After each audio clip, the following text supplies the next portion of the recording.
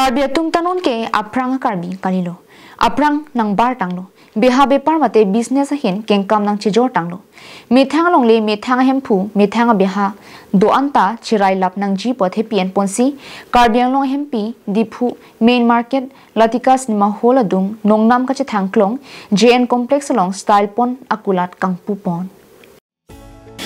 Bangso J N COMPLEX along nongnam ka chithang klong pindeng pangrum akulat moromi beauty parlor lapen Style Pont akulat penchenglok kapre Karbi akulat nang litum thekdam longji lasinang litum bangso J N COMPLEX along humridam delang pulote pader dipin pen humridam iktha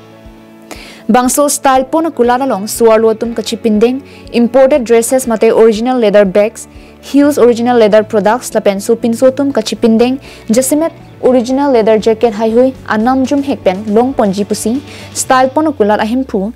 sonjina rong hangpi pachini pon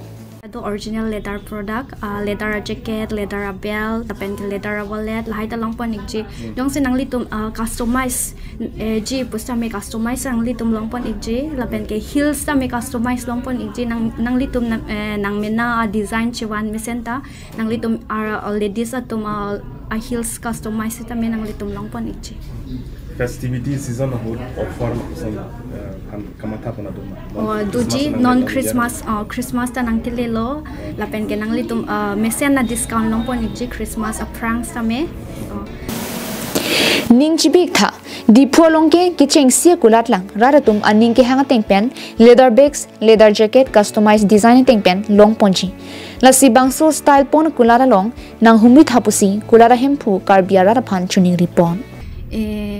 nang litum dak nang humri tame adim ke Diphu main market long ma J N COMPLEX arlo second store bang lapen ke nang litum dak mesen na collection long ponji imported bag lapen ke original leather product lapen ke imported heels imported bags lai imported ason anya nang litum long pon ikji lapen ke